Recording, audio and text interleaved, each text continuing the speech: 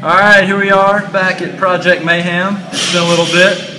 We have a question from Wiz Stewie on Twitter that says, any ideas or advice on hamstrings that are tight all the time? They have been torn and recovered. So we have Nathaniel here, also known as Thanny, one of our coaches here and recent graduate, exercise science graduate at Tennessee Tech, and he's got some suggestions.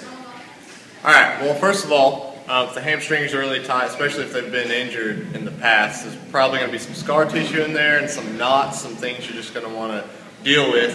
First of all, you got to get the hamstrings in good position and get them moving just to restore that tissue. So every day you need to be doing things to get that tissue moving and in good position. So I've got a few different things to start with.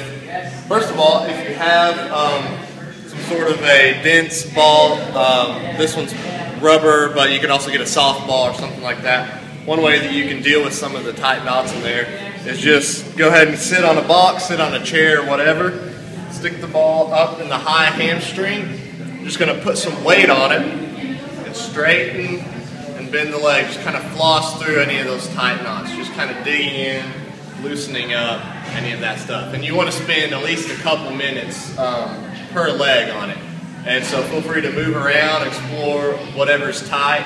Just dig in there with that. Another way you can do that if you don't have a ball with you, but you have a bar, just go ahead and set up the bar at about waist level. Throw a leg up over. Again, get some weight in there and start flossing back and forth on some of those tight areas. And again, spend a couple minutes in there to get some work done. So just really digging into those knots in there. That's to kind of help with some of the scar tissue and just loosen up some tight knots in the hamstring.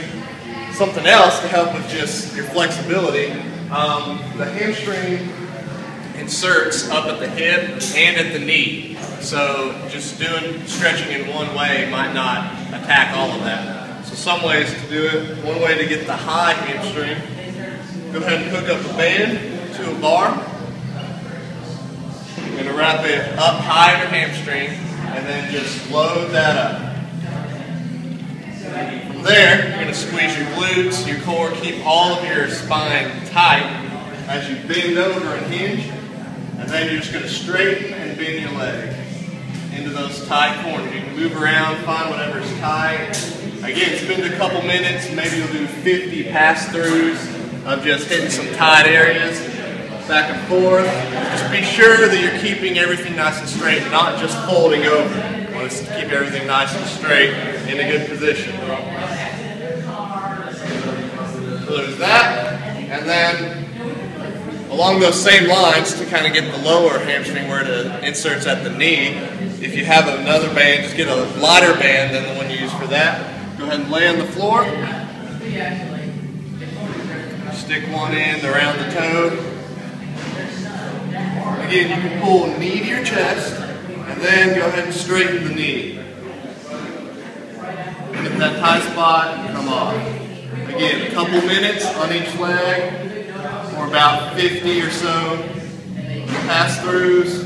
Just hitting those tight corners. Feel free to explore around, find whatever's tight. If you're really flexible, you can go ahead and grab the foot and go to straighten it out rather than using a band. It's whatever you need. So those are just a couple things to help out with the hamstrings. But every day you need to get them moving and in good positions, and eventually you'll start to restore that range of motion. Awesome. Well, that was Thanny. We're wearing name tags because we're at a CrossFit Kids Cert this weekend in Cookeville, so we're not that weird. We don't wear name tags around all the time. But thanks for watching. Keep on with the questions at #CF Project Mayhem and subscribe to the YouTube channel. See ya.